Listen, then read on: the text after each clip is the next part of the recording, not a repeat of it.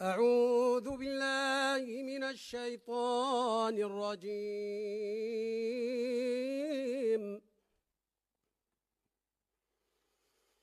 يا أيها الذين آمنوا اركعوا واسجدوا واعبدوا ربكم وافعلوا الخير لعلكم تفلحون.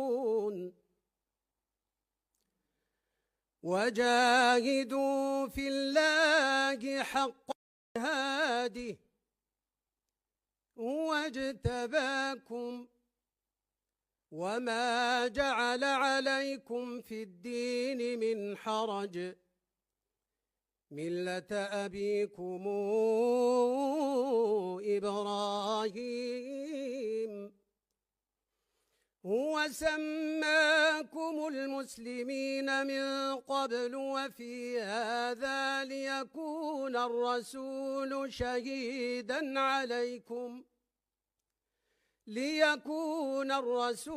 شهيدا عليكم وتكونوا شهداء على الناس فأقيموا الصلاة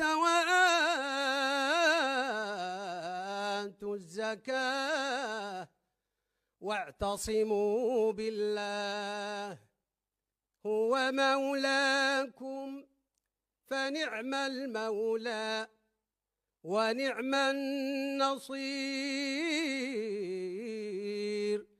آمنت بالله صدق الله مولانا العظيم.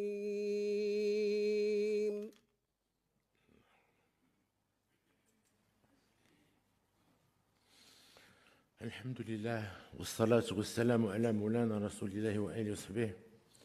حضرات السيدات والسادة البرلمانيين المحترمين، نفتتح اليوم بعون الله تعالى وتوفيقه سنة التشريع الأخيرة لمجلس النواب من الولاية الحالية، وهي مناسبة للتعبير لكم عن تقديرنا للعمل الذي تقومون به سواء في مجال التشريع أو مراقبة العمل الحكومي أو في تقييم السياسات العمومية. كما نود الإشادة بالجهود المبذولة للارتقاء بالدبلوماسية الحزبية والبرلمانية في خدمة القضايا العليا للبلاد، داعين إلى المزيد من الاجتهاد والفعالية في إطار من التعاون والتكامل مع الدبلوماسية الرسمية. ولأن السنة الأخيرة بالنسبة لأعضاء مجلس النواب ندعوكم لتكريسها للعمل بروح الجدية والمسؤولية لاستكمال المخططات التشريعية وتنفيذ البرامج والمشاريع المفتوحة والتحلي باليقظة والالتزام بالدفاع عن قضايا المواطنين. كما لا ينبغي أن يكون هناك تناقض أو تنافس بين المشاريع الوطنية الكبرى والبرامج الاجتماعية ما دام الهدف هو تنمية البلاد وتحسين ظروف عيش المواطنين أينما كانوا. وفي نفس السياق ينبغي إعطاء عناية خاصة لتأطير المواطنين والتعريف بالمبادرات التي تتخذها السلطات العمومية ومختلف القوانين والقرارات، لا سيما تلك التي تهم حقوق وحريات المواطنين بصفة مباشرة. وهذه المسألة ليست مسؤولية الحكومة وحدها، وإنما هي مسؤولية الجميع، وفي مقدمتهم أنتم معشر البرلمانيين لأنكم تمثلون المواطنين. وهي أيضا مسؤولية الأحزاب السياسية والمنتخبين بمختلف المجالس المنتخبة وعلى جميع المستويات الترابية، إضافة إلى وسائل الإعلام وفعالية المجتمع المدني وكل القوى الحية للأمة. حضرات السيدات والسادة البرلمانيين، لقد دعونا في خطاب العرش الأخير إلى تسريع مسيرة المغرب الصاعد وإطلاق جيل جديد من برامج التنمية الترابية، وهي كما تعلمون من القضايا الكبرى التي تتجاوز الزمن الحكومي والبرلماني. وبلادنا والحمد لله تفتح الباب من خلال الديناميات التي أطلقناها أمام تحقيق عدالة اجتماعية ومجالية أكبر. كما نأمل على استفادة الجميع من ثمار النمو ومن تكافؤ الفرص بين أبناء المغرب الموحد في مختلف الحقوق السياسية والاقتصادية والاجتماعية وغيرها. لذلك نعتبر أن مستوى التنمية المحلية والمرآة التي تعكس بصدق مدى تقدم المغرب الصاعد والمتضامن الذي نعمل جميعا على ترسيخ مكانته. فالعدالة الاجتماعية ومحاربة الفوارق المجالية ليست مجرد شعار فارغ أو أولوية مرحلية قد تتراجع أهميتها حسب الظروف، إنما نعتبرها توجها استراتيجي يجب على جميع الفاعلين الالتزام به، ورهانا مصيري ينبغي أن يحكم مختلف السياسات التنموية. لذا فإن توجه المغرب الصاعد من أجل تحقيق العدالة الاجتماعية والمجالية يتطلب اليوم تعبئة جميع طاقاته. التحول الكبير الذي نسعى إلى تحقيقه على مستوى التنمية الترابية يتطلب تغييرا ملموسا في التعليقات في العقليات وفي طريقة العمل، وترسيخا حقيقيا لثقافة النتائج، وذلك بناء على معطيات ميدانية دقيقة وباستعمال التكنولوجيا الرقمية. لذلك ننتظر وتيرة أسرع وأثرا أقوى للجيل الجديد من برامج التنمية الترابية التي وجهناها للحكومة لإعدادها، وذلك في إطار علاقات رابح بين المجالات الحضرية والقروية.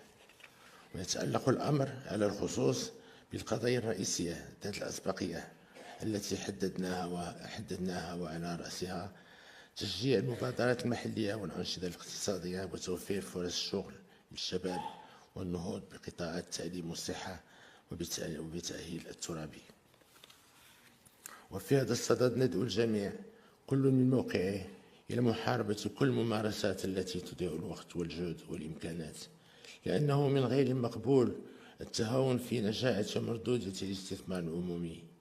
وإضافة إلى توجيهاتنا في خطاب العرش بخصوص التنمية الترابية، ندعو للتركيز أيضا على القضايا التالية: أولا، إعطاء عناية خاصة للمناطق الأكثر هشاشة بما يراعي خصوصيتها وطبيعة حاجيتها، وخاصة مناطق الجبال والواحات. فلا يمكن تحقيق التنمية الترابية المنسجمة بدون تكامل وتضامن فعلي بين المناطق والجهات.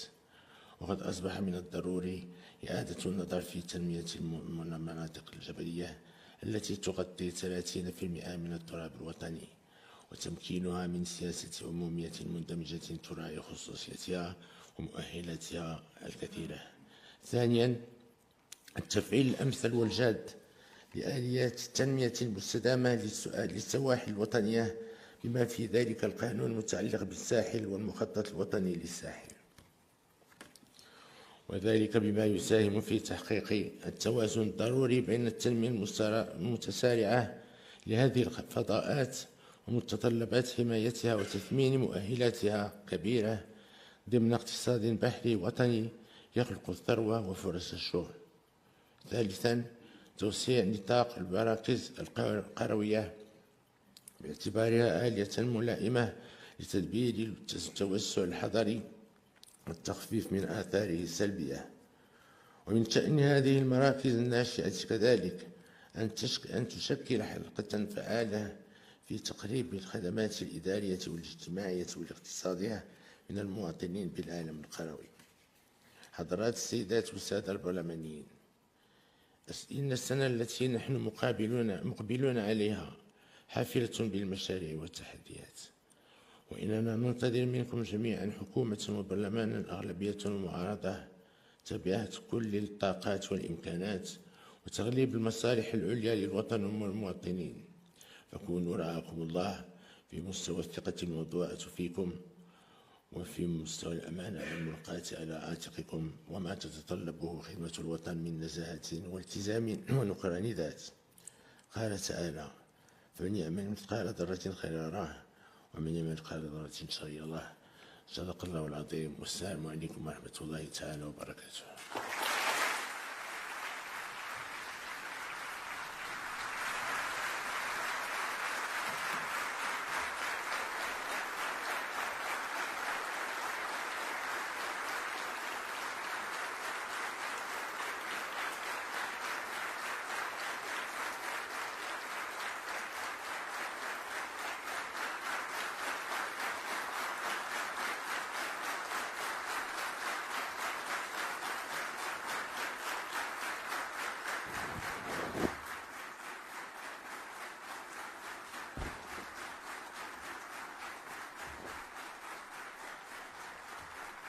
إذن سيداتي وسادتي، بعد الخطاب الملكي السامي الذي وجهه صاحب الجلالة الملك محمد السادس نصره الله إلى البرلمان بمجلسيه، نعود إلى استديوهاتنا المركزية بالرباط على أمل أن نعود بعد قليل لنقل باقي وقائع هذه المراسيم.